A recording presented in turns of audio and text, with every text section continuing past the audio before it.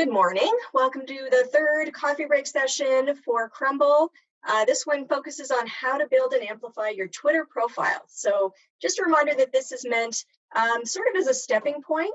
So some of you watching today will not be on Twitter yet. Some of you will be a little bit more advanced on Twitter, but this is really meant to be kind of more of a how-to. Won't get into too many of the technical details, but I will be providing a resource sheet after the fact with a lot of links on it. And we'll bundle that together with some links from last week in terms of creating infographics. So you'll get a nice little package today, hopefully, with all of those links that'll give you even more information. But thank you for coming today, and it's a beautiful day. Really happy to have you.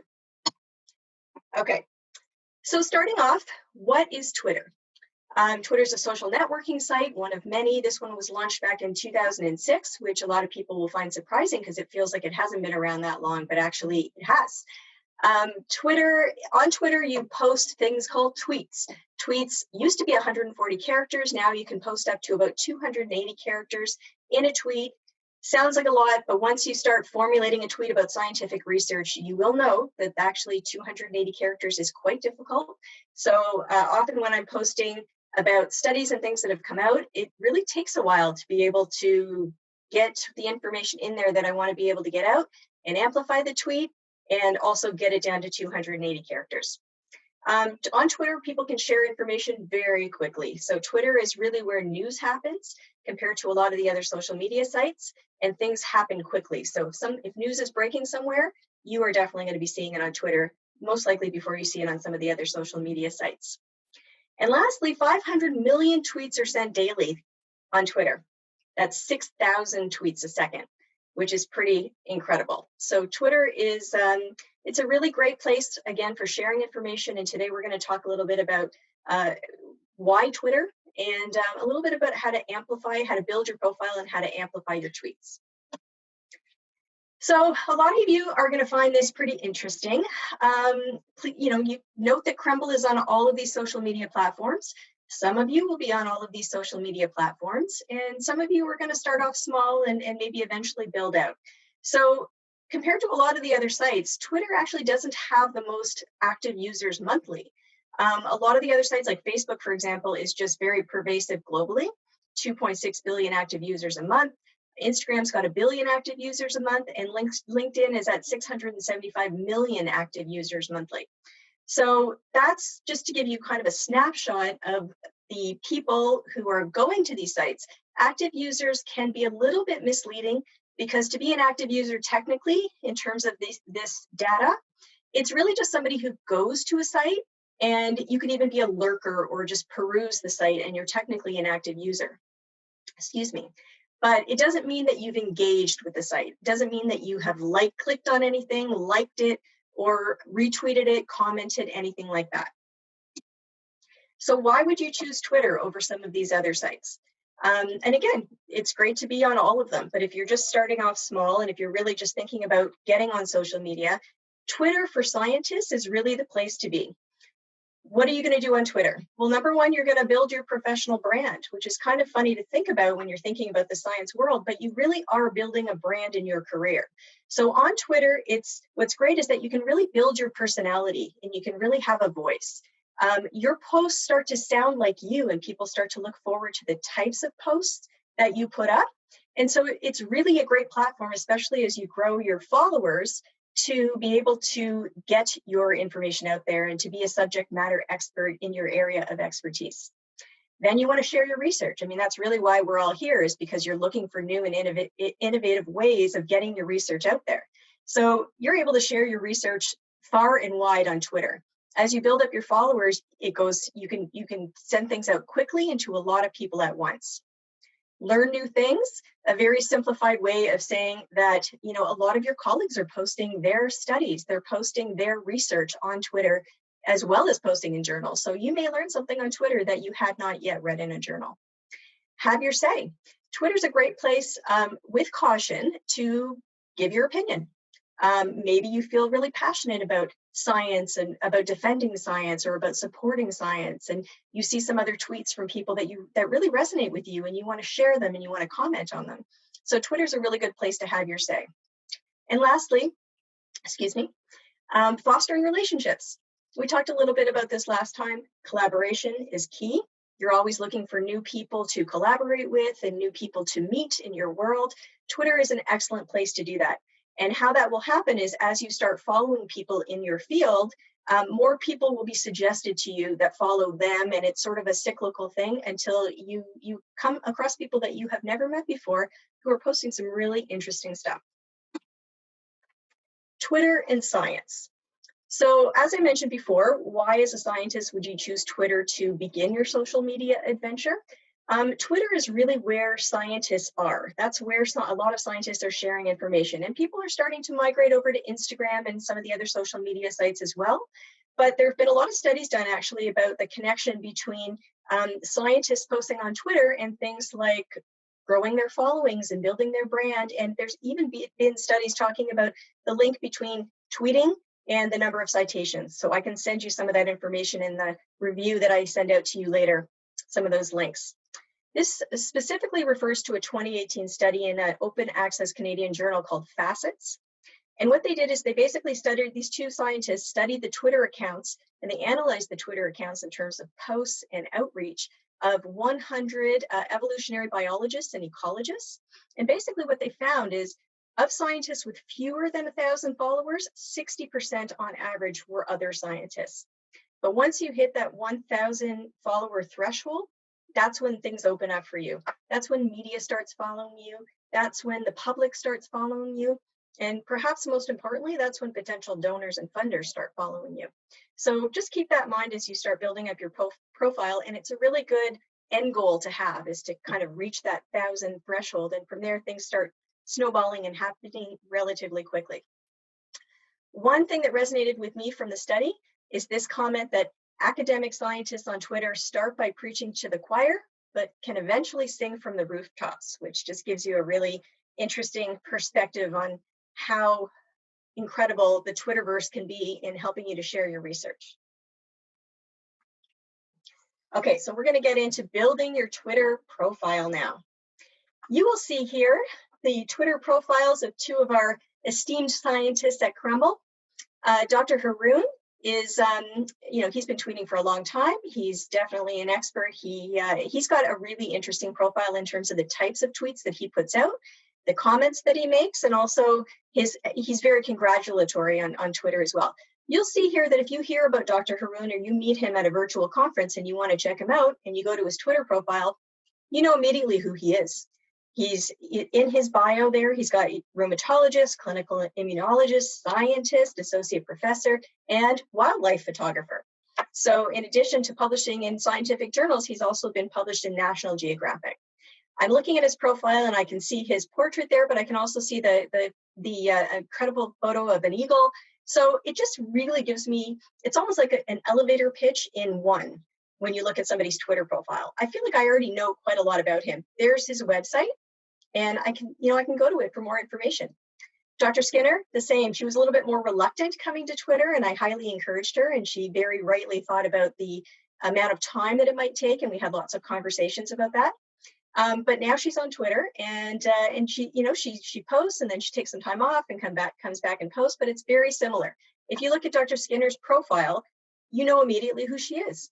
Computational neuroscientist, senior scientist, Krembil Research Institute, citizen planet Earth, and then she's got that amazing photo in the background. So you want to post a really great portrait photo, ideally, or an avatar like Francis.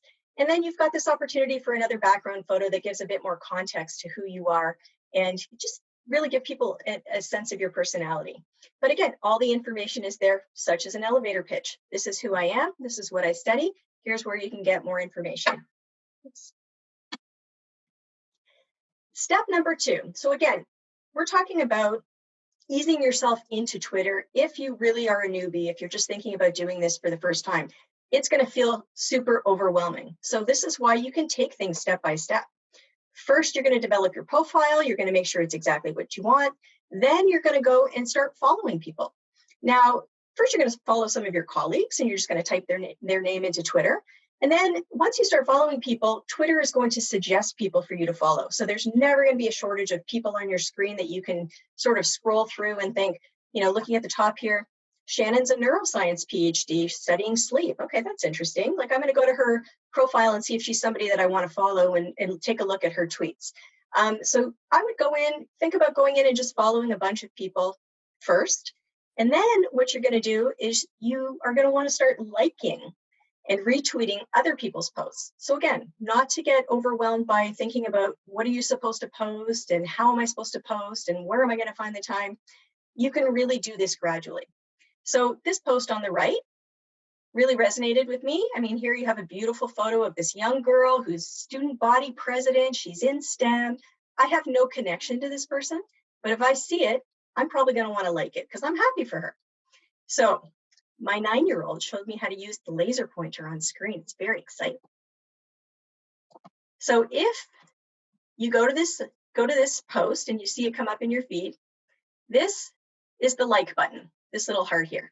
All you have to do is click it and then you like it. If you decide later you don't like it, you go back on and unclick it. Here is the retweet button. And if you go on, it'll prompt you to say that you can either retweet itself or you could retweet with a comment. So that will be up to you. And the benefit of retweeting with a comment is that you might be able to throw in hashtags and tags and things like that we'll talk a little bit more about later. And then of course, here's the comment button. So be careful. We'll talk a little bit more about this later, but if you feel that you want to, cheer her on and put in a comment, you go ahead and do it. And that's where you do it there. My daughter also taught me how to animate last night. All right. Step number 3, you've developed your Twitter profile, you've gone on and followed a bunch of people, you've liked a bunch of posts, you've retweeted a bunch of posts, and now you're ready. You're ready to post. So what do you post? It's great to come up with something a little bit more, something that you can pin to your Twitter profile. So for example, this is the tweet that is currently pinned to the Krembil profile on Twitter. So you've got, immediately when you go here, first of all, we've got an embedded video, which is always great to put in a pinned tweet because anytime people go to your Twitter account, they're going to see that post and they're going to play that video. So if you go here, you know immediately who we are. You know we're scientists. You know that we're all about discovery. You know we're committed to advancing science. And it's really very congratulatory. So pinning a tweet, I would say once you get a couple of tweets going on your account, you're going to want to pin one so that it's something that people go to and know a lot more about you. But you want to keep tweets conversational. You definitely don't want to be too rigid in your posts, and you want to invite people in. So you can see in this post on the left, at the bottom, are you with us? Share to show your support. You want to watch your tone. Now, this seems like common sense to a lot of people, but sometimes, you can get a little sarcastic in a tweet, or, you have to really read it over and with tone in mind, because things can easily get misconstrued on Twitter. You want to speak with people or talk with them, not at them. So again, that goes to what we were just talking about. Are you with us? Share to show your support, making it very conversational, and you want to draw people in. You really want to engage them in a tweet. So a tweet is not meant to be a one-way communication. It really, at its best, is two-way, and it's a conversation. And lastly, pin a tweet. We talked a little bit about that. I think this is a really good example, and any of you can go to the Krembil Twitter account at any point to take a closer look. I think this is a good example of the type of tweet to post. If you're posting on behalf of your lab, you want people to know what it is that you do. It doesn't have to be a video, it can be a photo, but just something really short, snappy, that will give people that snapshot of what you do.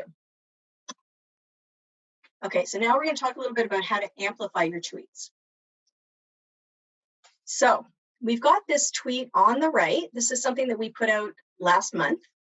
And there's different things you can do now that you're getting more comfortable with posting. There's different little things you can do to amplify your post to get it out to more people. So number 1, post dynamic photos. This photo on the right, very simple, but dynamic. If I'm scrolling through my feed and I see this post, I'm thinking back pain. So they're talking about back pain. Either I have back pain or my family's got back pain. Someone I know has back pain. So already I'm interested. I can see that looks like early morning potentially. And so it's early morning back pain. Now I can totally relate because everybody seems to have that. So dynamic photos, really important on Twitter. And we'll get into a little bit of the tagging later, but you can see at the bottom, we've tagged some people in the photo. On Twitter, you can actually tag people in the photo as opposed to your tweet, which gives you more space for your tweet, but we'll talk about that in just a second. Next, you want to write in active present tense. So, for example, here, ankylosing spondylitis, which is a form of arthritis, and I just love to say and spell and see if I can do it right. And basically, it's affecting Canadians. So learn more about the work that Krembil scientists and clinicians are doing. Everything is in present tense. It's not that we've already done it. It's that we're doing it right now, and it's active. Learn more. Watch the video here. So this is sort of a skill that you'll get into the more that you post, and you'll second guess and check yourself. But read it over to yourself, read it out loud, and try as much as possible to put it in active and present tense. Hashtags. Hashtags are those things with the number signs in front of them. And you can see here, for example, ankylosing spondylitis. Not a super popular hashtag on Twitter. However, if you have just been diagnosed with it and you've already gone on Google and you've looked it up and you've spoken to your doctor and you're trying to orient yourself in this new world with this diagnosis, you're going to make your way eventually to Twitter and type this in with the hashtag and see what comes up. So we hashtag it because we want people who've been diagnosed with this to see this post and to know that there's scientists at Krembil who are working on new treatments and for the disease. So hashtagging it, what it does is it kind of checks it. So if somebody goes in and searches it, there are millions of posts on Twitter, as we talked about earlier, but there's a greater chance they're going to see this post if it's hashtagged. I also hashtag arthritis because that's a huge hashtag on Twitter. Arthritis has a lot of posts. So I'm kind of backing it up there with arthritis, just making sure I've got as much hashtags as possible. This is a really easy way of amplifying your post, is try to hashtag as many words as you can. I mean, not too many, but the key ones: arthritis, ankylosing spondylitis. At the bottom, you'll see a hashtag, We Are Krembil.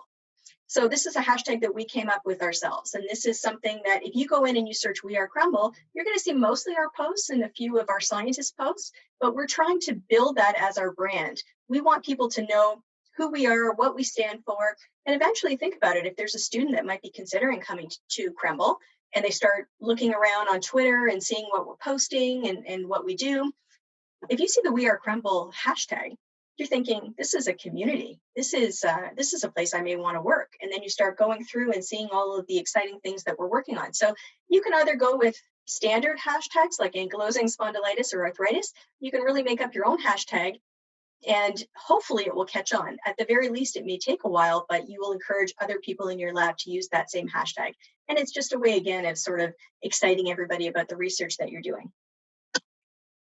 Tag stakeholders. This is key. If there's one thing that you come away with today, I would say it's use hashtags and tag stakeholders. So there's a couple ways to do that. Tagging people is when you see the @ sign before a name, like @KrembilRI, @UHN. That is when you tag an institution or a person. The beauty of Twitter is that you can actually tag people, as we mentioned, in your photo. You can tag up to 10 people. So in this tweet here, I've tagged University Health Network and 9 other people. That means when they go on their Twitter accounts, they're going to see that I've tagged them, and they're more likely to like it or retweet it because they've been tagged in it. You can also get notifications. Really important to tag stakeholders.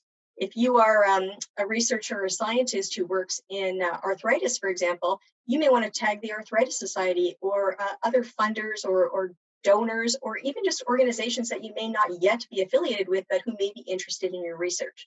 So I've got a big list for each disease area of sort of the relevant organizations that I sometimes tag in those tweets. So it's really good to have that at the ready.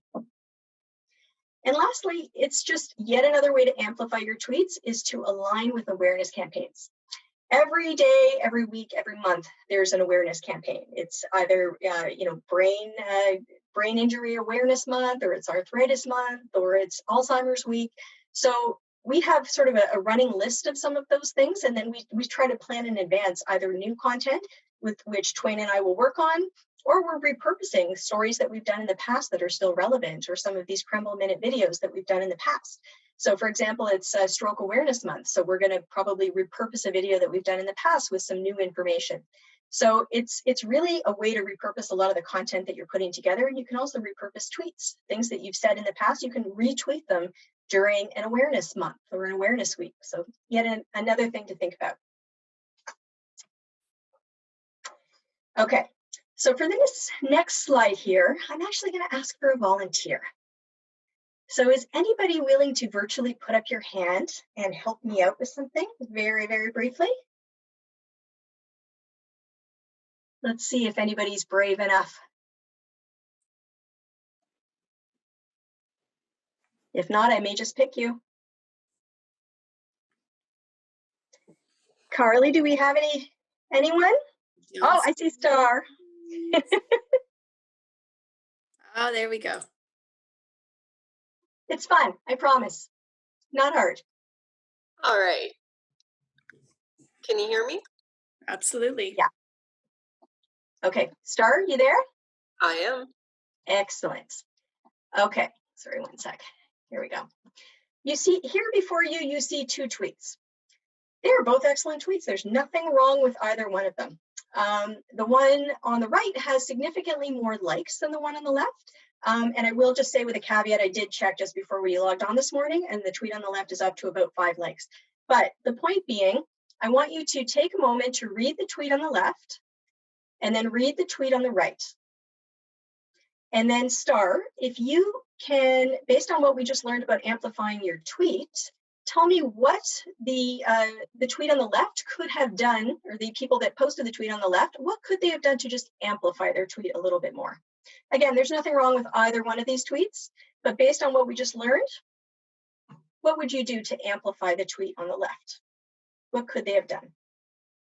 Well, they didn't hashtag anyone, and they didn't do any of that tagging of the pictures, as you said. Right. I also don't like their image as much. Okay.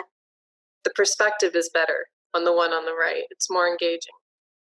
True. So we're talking about dynamic photos, so that's excellent. Thank you very much, Star. And that's what we're talking about. The photo on the left, actually, you know, it's okay. Like it's going with what they're talking about. They're talking about a slam dunk. So, you know, in that sense, it might engage me if I'm going through my feed. I might stop to wonder what that's all about. I mean, what they're working on is really incredible. So there's a couple of things that they could have done. Number one, UHN researchers. So the easiest thing you can do is tag UHN or UHN research. Now, when you tag somebody at the beginning of a tweet, you have to be careful. There's this little, I don't know what to call it, but you need to put a period before you tag someone at the very beginning of a tweet. Otherwise, it only goes to their followers and not to everyone that they follow. I'll put more information about that in the resources. But you're right. There's opportunity here to tag within the tweet and also within the photo. So UHN researchers are aiming to make a slam dunk for ACL recovery and health promotion. Your input can set us up for success. So number one, they could have tagged 10 people in the photo and it would have amplified that tweet to go out to 10 different organizations or people. Number two, they could have tagged within the post itself. Also, I'm just thinking about, you know, reading this post, I'm thinking, I don't really know what it is that you need my help for. Like, do you need me to be a part of a clinical trial? Do you need me to sign up for something? How can I help you? So this is another really great point to make about Twitter is you've got to be really clear about what it is that you want from people or what you're asking them to do. So if they had said, for example, you know, if they were a bit more specific about the research that they're doing, UHN researchers, you know, are working on advanced science like this for ACL recovery. We're recruiting for a clinical trial. You can sign up here. We're looking for this type of person, between the ages of 25 and 54, in good health. Sign up here. And the other thing is they have shortened their link, tiny URL, but you can shorten it even more with a site called Bitly, which is what I've done on the right. And Twin and I use that a lot. Actually, Twin, I don't know if you use that still, but I use it all the time to shorten links. It's all about getting as much space as you can within the tweet. So again, nothing wrong with either of these tweets. We're just talking about ways that you can take what you've written and amplify it to reach more people. Okay, so now we're going to talk about just a few different types of tweets. These are not the only 5 types, but these are kind of the most popular ones that I see on Twitter. Number one, informational. You can see this tweet on the left. Krembil Brain Institute is home to all of these people. I'm not even going to try to pronounce them all. And it's really informational. If you read this tweet and you see this picture, you're thinking, okay, that's pretty impressive. There are a lot of people working on brain. That's pretty cool. And you can see that it got 46 likes. And this is something that we actually retweet, or I retweet quite often if it's Brain Awareness Week, as I did here on the left.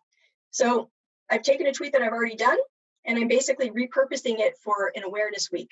And then that way I can tag dementia, I can tag epilepsy, and I can tag We Are Krembil. If I had any more room, I would keep tagging people. And then I've got, I would keep using hashtags. And then I've tagged people at the bottom here. So again, every time you're putting out a tweet, you're thinking how to get it out to the most people possible. On the right, I thought was a good example of a tweet that we put out about new research.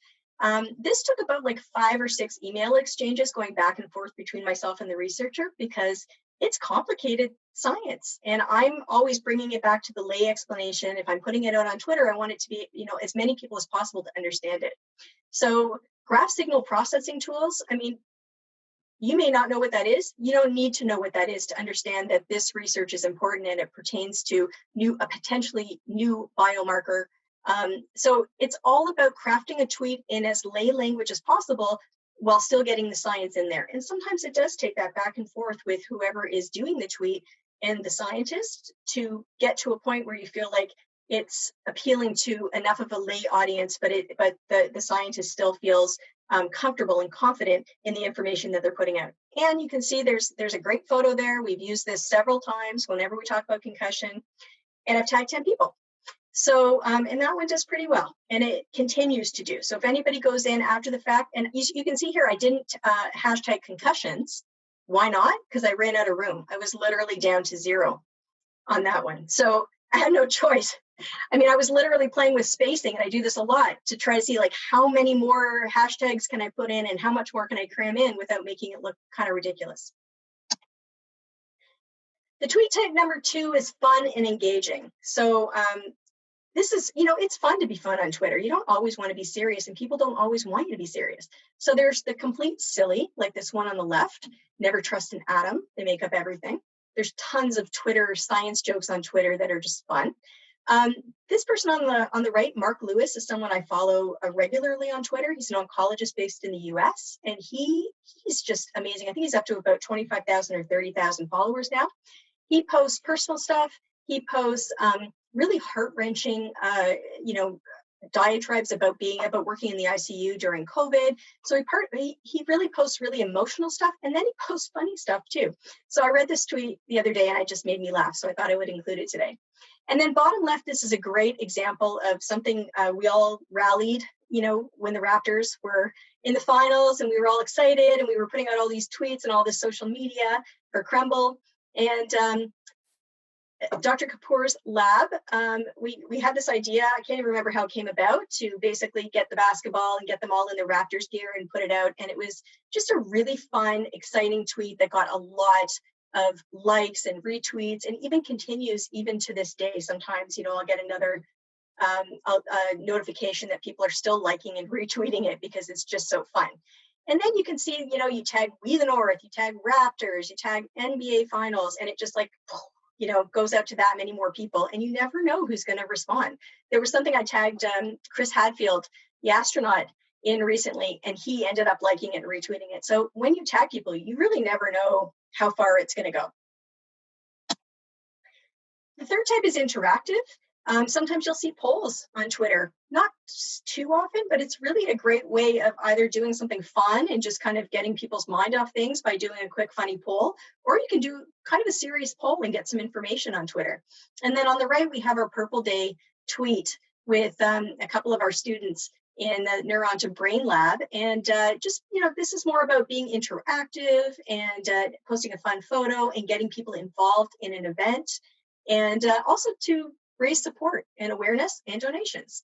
And then Chaim on the right ended up shaving his head live because we ended up being in COVID world at that time. And so that kind of, then we retweeted this and amplified it that way. And then we have the congratulatory tweets. Twitter's an amazing place to congratulate your colleagues and to get those accolades back. I would say it's probably like the #1 reason, other than posting your own research, why you're going to want to go on Twitter. So you can see here on the left, we have a tweet about Dr. Lang, who recently received a Lifetime Achievement Award from U of T, and it happened to be on National Physicians Day, lucky for us. So we threw that in, and I had to shorten what I was going to say about Dr. Lang because I really wanted to get that hashtag in, National Physicians Day. And he's popular. You know, a lot of people liked it. A lot of people retweeted it. And same on the right, we had Dr. Weaver released a video that's doing really well online about the power of science and sort of an inspirational video about where we're at. And it's still doing well. And so, you know, Dr. Waters congratulated him on this video, and so did many other people. But it's just a great example, again, of just congratulating people for a job well done and encouraging them too, especially for students. It's a really great a way to encourage others when they may even be going through a hard time studying for their PhD. There's lots of that on Twitter as well, and we'll talk about that a little bit later. And finally, storytelling. If you know me, I'm all about the story and all about the storytelling. So I've included this tweet on the left. I thought it was, it's really such a tragic situation. This is Captain Jennifer Casey, who was killed in the Snowbirds flight a couple of weeks ago, actually. It was very recent. And the reason I included it is I just wanted to show an example of how you can, you know, the Canadian Forces could have posted and basically said, you know, this happened, and you can honor Captain Jennifer Casey by tuning in at this time. But instead, they posted this. She loved the Tragically Hip and the Montreal Canadiens. She loved Nova Scotia. She loved Canada. Will, determination, grace too. She wanted you to be happy. So this is such a sad situation, but what an amazing tweet. I've never met this woman, but I want to tune in and honor her at 4 p.m. And that's not why they did it, but it's just such a wonderful way to tell the story of who she was. On a lighter note, on the right, you've got somebody posting about the fact that they defended their dissertation successfully, and the feeling is unreal, and she's the first doctor in her family. So again, I don't know this woman, but I kind of want to like her tweet because it just makes me happy, and I'm happy for her. Just a couple other quick examples of storytelling. We've got Dr. Zadeh on the left. Many of you are familiar with her. The big joke with Dr. Zadeh is that she's so popular that she could just post the word boo on Twitter and get about 100 likes because she's got a lot of Twitter fans. But here she's, you know, it's Mother's Day and she's starting to get into it, and she's calling out and congratulating mothers who are dealing with brain tumor or caring for someone with a brain tumor. On the right, we have the story of a woman who had surgery for epilepsy 11 years ago, and she remains seizure-free. And this is a really inspiring story. And if you read it, you want to know more about her. So again, these are just examples of storytelling types of tweets. And I can send this deck out to everybody later if you want to take a closer look at some of these examples. Now we're just going to quickly go over some science superstars on Twitter. So a couple of these people I told you about a couple of coffee breaks ago, and I've added a few more. This just going to show you, for example, Steven Pinker, who's a cognitive scientist at Harvard. He's got 618.4 thousand followers. So imagine that you put out your new scientific paper and you go on Twitter to 618,000 people at once. I mean, you can literally do that and go home, and that's all the promotion you need. Just an example. You've got some other people to potentially take a look at and follow here on the right, including Andre Picard, who many of you are going to be familiar with. He's the legendary health columnist from the Globe and Mail. He's been everywhere during this pandemic. When he came to speak at our Science in the Six event in October, he had 80,000 followers.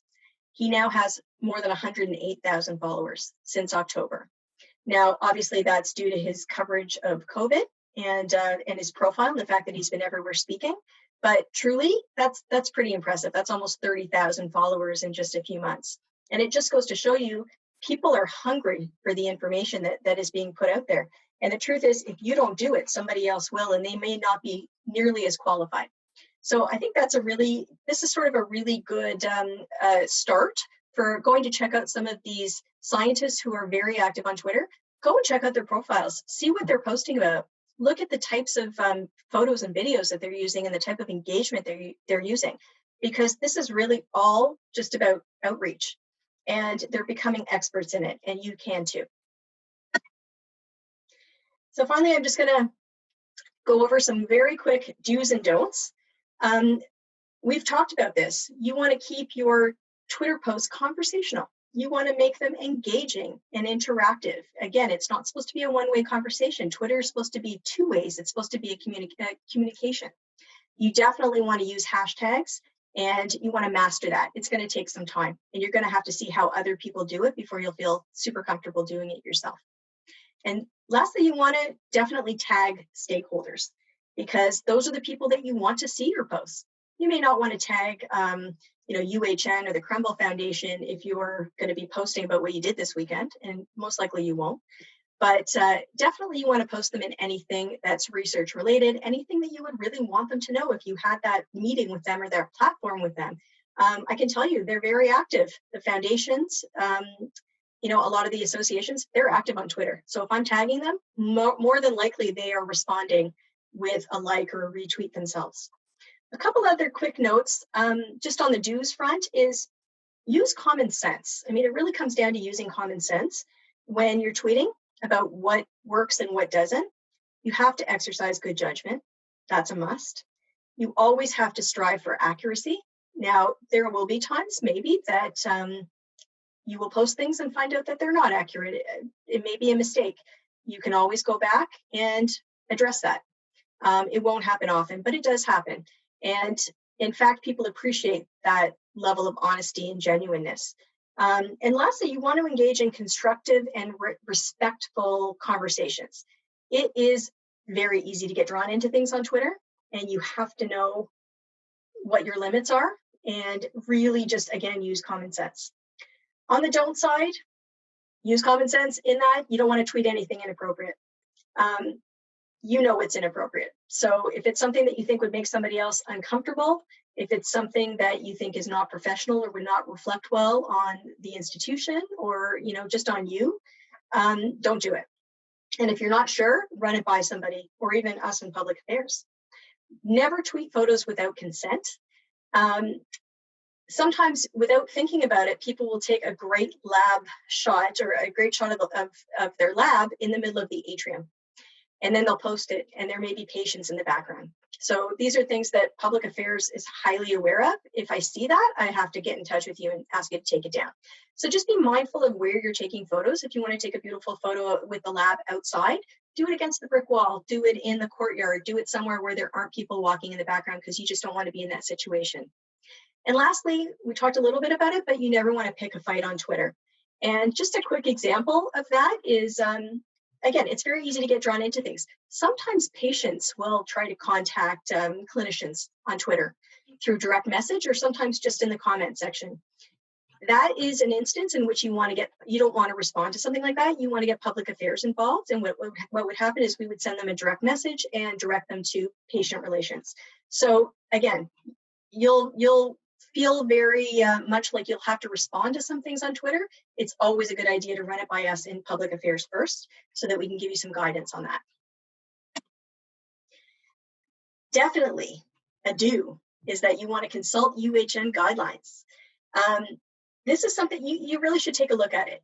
This is not in any way meant to rein anyone in. It's not at all. It's really just some excellent guidelines on how to go about setting up your account. And really some of the things we talked about, some of the common sense things that we talked about before you go and post. There's also some great strategy stuff in here, and that's more along the lines of, why do you want to get on Twitter? What are you hoping to accomplish? What are your goals? So I would highly encourage all of you, and I'm going to use my cool laser pointer that, again, my daughter Julia showed me how to use, and show you that if you go to the corporate internet, just here on the left, you're going to see something that says Public Affairs Toolkit. Click there, and it's going to take you to this page here. On the bottom right, there's a section called Social Media. Activity Guidelines. So there's two great documents here, using social media and planning your platform.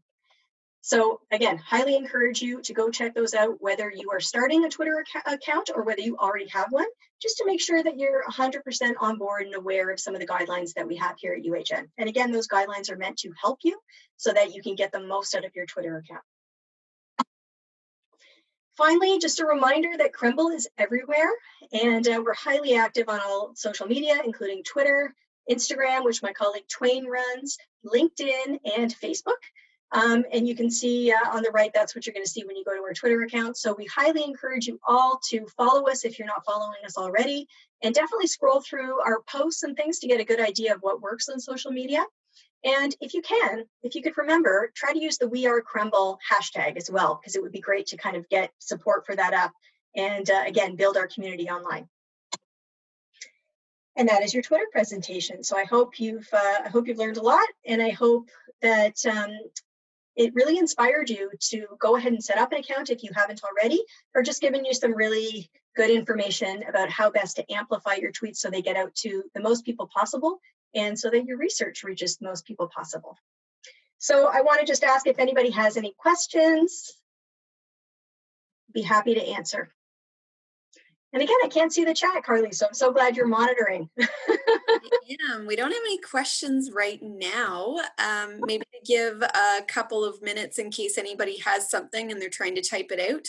Maybe we could do our quick mug draw, and then we can move back into the chat. Sounds good. And actually, one more quick thing as we're getting ready for the mug draw. Is two things I didn't mention were photos and video, and there's a lot of specific and logistics about size of photos and that sort of thing. I'm going to send out links in the resources page about that, because again, it's a lot of detail to get into, and today was supposed to be more of an overview. Absolutely. We do actually have one question from Michael. He hasn't typed it out yet. I'm just going to see if he'll let me unmute him, and maybe he'll ask it in person, well, virtually. Sounds good. Hello, everyone. Can you hear me? Yes, we can. Yes, we can. Thank you very much, Heather. As usual, a very nice presentation and very useful for us. I have a few comments. I mean, when I look at those very nice and sexy tweets, I feel like,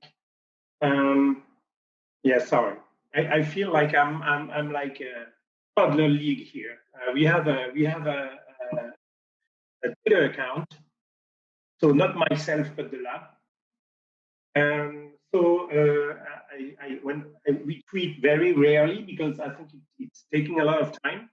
And when I look at those very nice tweets, I feel like I'm totally unable to come up with these very attractive and sexy tweets, because you have to think about that. You know, you have to formulate or sentence the tweet in a way that it's attractive, find the right picture. I mean, this takes a lot of time first. So we started on your recommendation. We started a tweet for the lab, a Twitter account for the lab. But I mean, we barely put stuff in there. So I mean, I would also imagine that if you want to have a lot of followers, you need to, I mean, feed them with information, right? And sometimes I don't have sexy stuff to say, you know. I mean, if it's related to our work or even my field of research. Thank you very much, Michael. Thanks for that question. I think you're absolutely right, and I think probably a lot of people are wondering that. I talked a little bit about the fact that that it really is supposed to be a gradual thing. The truth is that it does take time, and if you want to really build up that profile, but it's like anything else, really. You learn how to do it, and then it starts coming to you a bit easier. You know, for a lot of PIs, I would say if there's someone in your lab that's really passionate about social media, then kind of delegate it to them if you can. If there's somebody that has just the time and the inclination. If not, you know, Twain and I can certainly work with you on a plan. You know, maybe you post weekly for a month, and then you post bi-weekly, and maybe we can work with you on what do you post each week for a month, and then you prepare it. So that's something that we can do, but you're right, it can feel very overwhelming. What we've done is we've built up a stockpile of photos. We use iStock a lot and some of the other free sites, which maybe we can include in the resources, Twain, like Pixabay and just some of the other free sites where you can get photos, and you type in, lab. I don't know, you don't even need those really, because I mean, there are such great photos of 3D printer and some of the other things that you use in your lab. So I think it's two things. I think one is putting together a plan, like when you do have an hour, just sitting down and saying, you know, I'm going to once a week for 4 weeks, then twice a week after that. But if it's not something that you really feasibly think that you can fit into your schedule, really try to delegate it. And the more that you do it, the easier it gets. And honestly, Michael, not every tweet has to look like that. You could post something. First of all, you don't even have to post. You just have to start liking and retweeting with maybe a comment here and there. Not every tweet has to be so perfectly formatted. Sometimes it can just be a line or two. It's more important to hashtag, vision, research, those types of things, and to make sure that you post a photo that tags some of the funders and organizations and stakeholders that you work with. So all this to say, I'm happy to work with you one-on-one on this, on putting together sort of a schedule, but it can feel very overwhelming. And it's something that, again, you just have to do it gradually. And if you don't have the time right now, just follow, like, retweet, and then we can work on a plan for putting content out. And also, I'll just add to that, Michael, that we have a lot of content that we post about you. So, I have noticed that because I do follow your account, that a lot of times you're not tagging Krembil. So, I mean, that's the easiest thing to do, is to tag Krembil in it. And then immediately I share it to all of our followers, and then it loops people back to you. I'm so glad that you started a Twitter account, and, and that it's based on your lab. And there's just so many amazing things for you to be able to tweet out about what you're working on. So I think that there's a lot of opportunity there. Hope that answers your question. All right. Yeah, thank you very much. Just to mention, it's a lab account. It's not myself. So is it better to keep it as a lab account, or as you showed during your presentation, it's more personal for some of the scientists? So what would be the best? I don't think there's a best, really. I think it's, I love the lab accounts personally. I think more people are leaning towards that because it's just community building. I mean, you really are part of a team, and everyone is working together to achieve this incredible goal. So I like the lab accounts, and I think other people like them too. And you can still post some personal, not necessarily personal things, your personal life, but I mean, you can post things about you going to a conference. I mean, we didn't talk about conferences that much, but if you were to go to a conference, so let's say you're at a virtual conference, and once you get really expert at this, you can live tweet. So as people are speaking at the conference, you're actually tweeting, and there's a way to segment all of your tweets in sort of one box, and you're hashtagging the conference too. And so everyone at that conference who's following it is seeing your tweets about the speaker that's up there and how excited you are about what they say. A lot of people will pull quotes from what some of the speakers are saying and do it in real time. I mean, that's, later when you get a little bit more comfortable with it. But all this to say, I think I would leave it as your lab account right now. And maybe you and I can talk more offline about who is doing the posting, and maybe, again, come up with the schedule, which will take some of the pressure off you. For the next month, we post once a week. And here's what we're going to post. We'll send it to Heather. She'll fix it up, make a suggestion for the photo, and it's ready to go. So I've actually just added an example of a lab account that exists at Krembil. So it's at mhodai, HODAIE. So it's within the chat there. That's Moji Hodai. So she's one of the scientists in the Krembil Brain Institute, and she actually has lab members that are running that account, and they post a lot about their research, a lot of new publications, definitely doing a lot of congratulatory messages. They do a lot when they are at conferences as well. And then they have a lot of sort of quotes or funny tweets as well. So it's really versatile. They have 627 followers right now. And it's been ongoing for a little while. So it's a great example to have a look at the lab. I'm just going to move along to the next question. Dr. Davis has actually asked whether you had covered about the issue of how to have a longer multi-part tweet. So there's lots of individuals that will start with, the main tweet, and then it will say 1/3, meaning there's additional aspects that go along with that. Yes, I didn't cover it, but that's a great point, Karen. And that goes a little bit to what I was talking about with the live tweeting from conferences. People do that quite a lot, where there's on the bottom right of a tweet, there's an icon that if you press it, you can essentially keep all of your tweets in order in the comment box. So that's a really great point. If you have more to say, and anyway, it's really effective strategy is to do, you'll see oftentimes like 1 backslash comment, and then as it goes down, they're in order. So I didn't cover that, but I think that that's something that's super relevant, and especially when you have some on the opinion front, when there's something that you really want to share. A lot of doctors and healthcare workers are doing it, especially in the States, about COVID-related research and COVID-related clinical. They're doing these tweets that sometimes can go up to 30 tweets, and they're just numbering them, and they really do get a lot of attention. The next question actually ties back to a little bit of Michael's from earlier. So Rima has a question. Is there a number of tweets that people should typically tweet to be considered regularly active? I don't think there's not necessarily a hard and fast number, but a lot of people starting out will tweet once a week just because they need to get used to the whole idea. And it is a lot of work in the beginning, just knowing what you're going to tweet and what you're going to say, and tying it, as we talked about earlier, to awareness days and using those other ways to amplify. I mean, I generally try to tweet once a day. It doesn't always happen based on what else is happening in the world. If I'm not putting out a tweet every day, I'm definitely active on Twitter in that I'm liking other people's tweets. I'm retweeting other people's tweets. So we're always active on Twitter, whether we're posting or not. I think it really also has to do with what do you want to say? So if you're starting a Twitter account, and Michael, this will pertain to you too, is you may almost want to do a restart and basically put out a tweet about your lab. And do you have a photo of the lab together? Do you have a photo of some of the equipment? And kind of do a story much like Twain does on Instagram. But the first week you're posting about your lab as a team. The second week you're posting about the latest research that you're working on. And so you kind of have a rhythm.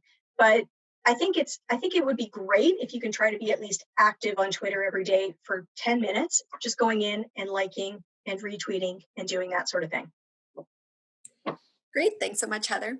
So we just have a couple of requests for links from the previous sessions. So I'm thinking that maybe we can send a group message out to everyone who sort of previously and today had registered.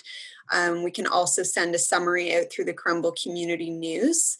And I think that we should just move on to our mug drawing. I know that we are over time today, and so we have a few participants that have already left. However, we have kept them included in the draw because they were here for the scheduled session. And so they'll be able to see that in the recorded viewing of this coffee break after the fact. So Amy, I will send it over to you and to Ellie. Hi, everyone. Thank you for hanging on until the end. That was a very informative session. I will endeavor to make 10 minutes out of my day every day just to go on Twitter. I know that myself, I sometimes go on multiple, I'm very active and then I go in hibernation again. So, I'll make that one of my goals. So today we have our special guest again, my daughter, Ellie here. She's ready with her My Little Pony container with the names of all of the participants who were present at some time during the session. So Ellie, can you please pull out one of these sheets of paper? That's okay, because you don't know who they are. Okay, so here it is. Here it is Adam. Adam, are you here? I think Adam may have hopped off, so we will contact Adam to let him know that he has won one of the limited edition, highly coveted Krembil mugs. That's it. Excellent. Thank you so much, Ellie and Amy. I'm going to toss it back to you, Heather, just to say goodbye and to close off this session, and we will be in touch with more of our resources. Thanks, everyone. Definitely. I just want to thank everybody again for coming today. I really appreciate you making the effort, and I hope you learned something. Really, again, I just want to reiterate that Twitter does not have to be overwhelming. You can do it gradually, and if you need help, we are here to help you. We, again, cannot build you the profile, but we can certainly advise you on how best to do it and what a tweet schedule looks like. So again, just think big picture about what it is that you want to achieve, how social media can help you get there, and then we can work on a plan to make it happen. So I just want to wish everybody a happy Friday and a happy, healthy weekend. And That's it. Have fun. Enjoy. Nice to see you.